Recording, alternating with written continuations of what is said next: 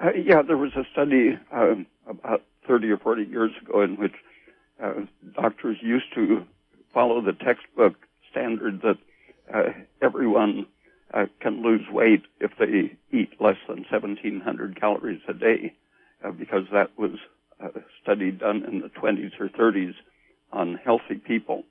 And so they put a group of women who claimed that they were gaining weight on 1,000 calories, put them in a closed ward and actually counted how much food they were eating.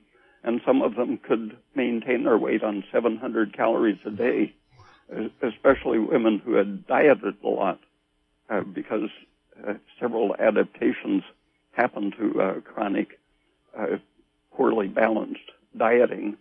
The thyroid slows down, and especially the muscle tissues atrophy from the stress of dieting.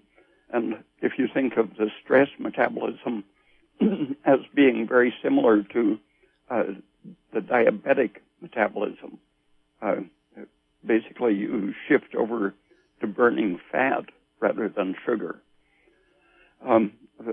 At rest, your brain and red blood cells need sugar, and they'll keep burning it regardless of where they have to get it. If you don't eat enough of the necessary nutrients, your body will convert your muscles to sugar to keep feeding your brain what it needs. And if you are eating enough sugar or things which can be turned into sugar, then your body doesn't have to break down its own tissues to make the necessary glucose for your blood cells and brain. And in that condition, your muscles at rest don't require practically any glucose. They can do fine on a pure fat diet, but that's the resting muscle. If your muscles are under stress, very intense exercise, the muscles will begin burning almost pure sugar.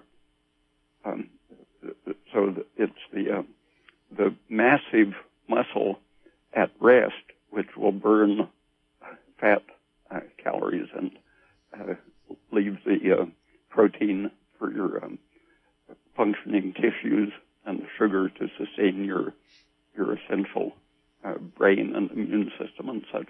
So this is why you're an advocate of muscle building, because then it helps convert your fat into, well, it helps your body to burn the fat for fuel rather than just using the sugar. Yeah, and when the muscle is stressed, it begins actually producing estrogen.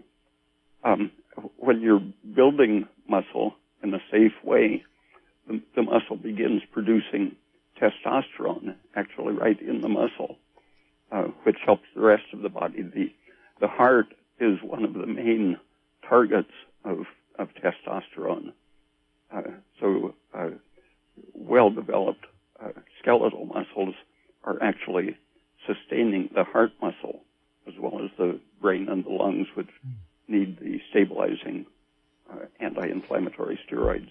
So is this why they find that when there's muscly people that they have longer lifespans? One of the reasons, do you think? Yeah, everything that tends to kill you shrinks your muscles. Frailty is the basic thing that associates with aging.